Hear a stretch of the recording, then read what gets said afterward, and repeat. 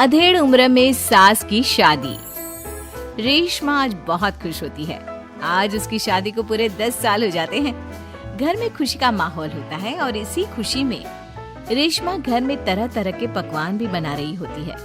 इसी बीच रेशमा की पड़ोसन उनके घर आती है और उससे कहती है, क्यों रेशमा, आज घर में बड़े पकवान बन रहे हैं, कुछ खास है क्या आज? आज ही के दिन मेरी शादी हुई थी और आज मेरी शादी को पूरे 10 साल हो चुके हैं।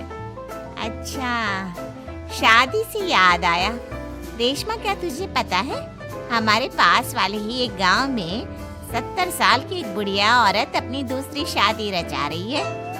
क्या 70 साल की बुढ़िया औरत की दूसरी शादी? अरे जिस उम्र में लोग पूजा पाठ करते हैं वो बूढ़ी औरत रंगरलियां मना रही है।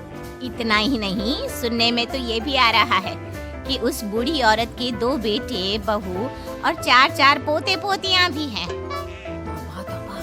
सच में जमाना बहुत खराब आ चुका है।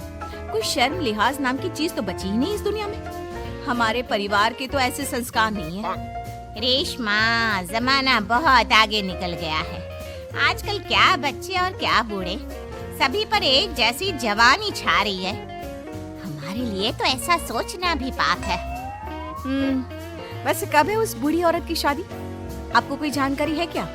मुझे क्या, पूरे गांव वालों को पता है इस शादी के बारे में। कल ही तो है।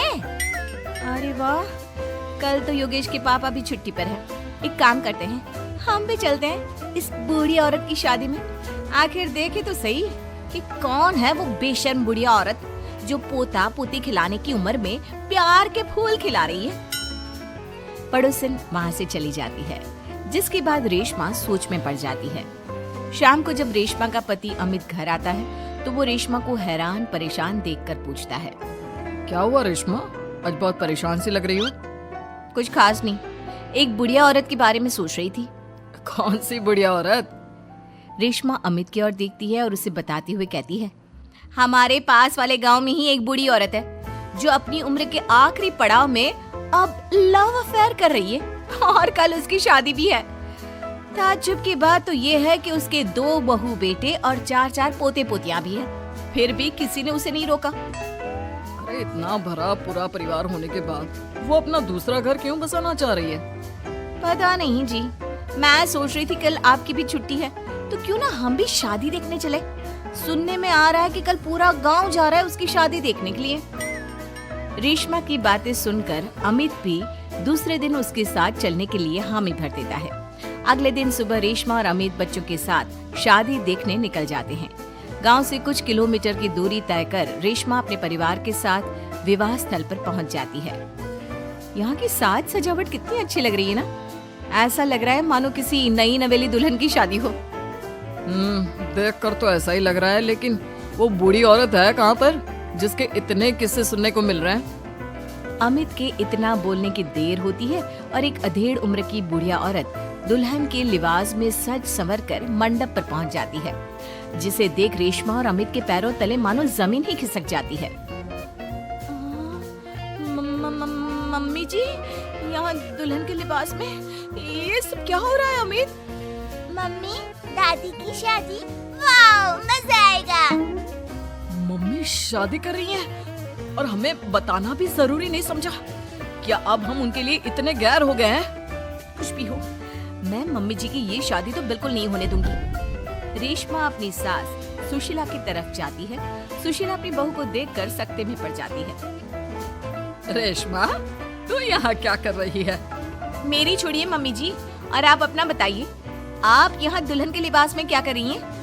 आप इस उम्र में शादी कर रही हैं? जानती है समाज कितनी थू थू करेगा हम पर। समाज के डर से जीना नहीं छोड़ देते बहू। मैं अपनी इस नई जिंदगी से बहुत खुश हूँ और खुशी खुशी अपनी मर्जी से ये शादी करना चाहती हूँ। अगर इस समाज में जीना है तो सब देख कर चलना पड़ता है मम्मी जी। आप तो यहाँ शादी कर लोगी, लेकिन कभी सोचा फिर हम सबका जीना कितना मुश्किल हो जाएगा? मैं आपकी शादी बिल्कुल नहीं होने दूंगी। सुशीला अपने बेटे के पास जाती है और उसे समझाने की कोशिश करती है। बेटा, अब तू ही कुछ समझाना बहू को। इस शादी को लेकर मेरे भी वही अरमान है जो हर लड़की के उसकी शादी पर होते हैं बेटा। मैं क्या समझाऊं माँ उसे? आप इस उम्र में शादी करने जा रही थी और आपने हमें बताना भी जरूरी नहीं समझा, क्योंकि मैं जानती थी कि तुम लोग कभी मेरी शादी से खुश नहीं होंगे, इसलिए मैंने तुम लोगों को कुछ नहीं बताया।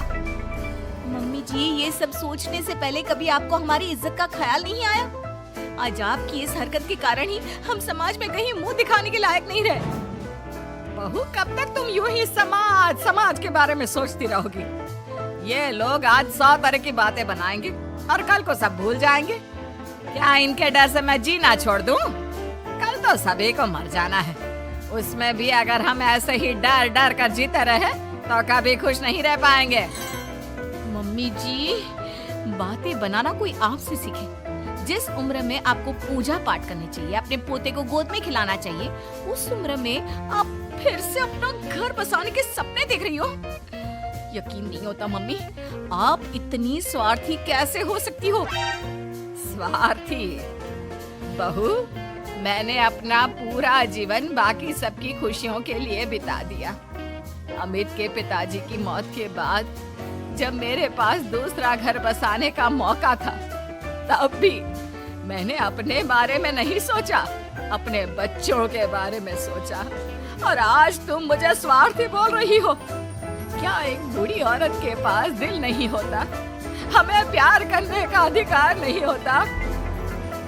सुशीला की बातों ने सभी को सोच विचार करने पर मजबूर कर दिया। किंतु रेशमा, हर किसी को अपना जीवन जीने का अधिकार होता है मम्मी जी, लेकिन आपके साथ 3 और जिंदगियां भी जुड़ी हुई हैं। हम आपके कारण बदनामी का घूंट नहीं पी सकते मम्मी जी। आज तुम दोनों को अचानक मेरी और इस समाज की इतनी परवाह क्यों हो रही है? यह बदनामी और समाज के तानों का डर तब तुम लोगों के जहन में क्यों नहीं आया, जब 2 बेटों और बहुओं के होते हुए भी मुझे अकेले उस एक कमरे में रखकर घूट घूट कर जीवन यापन करना पड़ रहा था? तब तुम लोगों को याद नहीं आया मुझसे कितनी जिंदगियां जुड़ी हुई हैं? सुशीला की बातें सुनकर रेशमा और अमित अपना सिर झुका लेते हैं। उन्हें अपने से हुई गलती का एहसास हो जाता है, लेकिन अब भी कहीं ना कहीं उनके दिमाग में लोग क्या कहेंगे ही चल रहा था, जिसके डर से वे खामोश होकर खड़े रहते हैं। तभी सुशीला जी आगे कहती हैं, ठीक है, अगर तुम लोग नहीं चाहते कि मैं फिर से विवाह करूं और अपने नए जीवन की शुरुआत करूं, तो मैं ये शादी नहीं करूंगी और साथ ही ये घर छोड़कर भी चली जाऊंगी। फिर ना तुम लोगों की कोई बदनामी होगी और ना ही कोई तुम्हें आकर ताने मारेगा। सुशीला की बातें सुनकर रेशमा और अमित दोनों सोच में पड़ जाते हैं। कुछ देर सोचने के बाद रेशमा कहती है, नहीं मम्मी जी, आप घर छोड़कर मत जाइए। आप सच कह रही हैं। अगर हम ऐसे ही समाज की परवाह करते रहे तो हम कभी खुशी खुशी नहीं जी पाएंगे। हाँ माँ, और आज बचपन से तेरे हर निवाले और प्यार का कर्ज मैं चुकाऊंगा। आज यहाँ से मेरी माँ की डोली उठेगी। बजाओ शहनाई, आज मेरी माँ की शादी है। फिर क्या, अपने बहू बेटों की रजामंदी के साथ सुशीला खुशी खुशी 7 फेरे लेकर नई नवेली दुल्हन बन जाती है और सब शादी की खुशियों में मगन हो जाते हैं।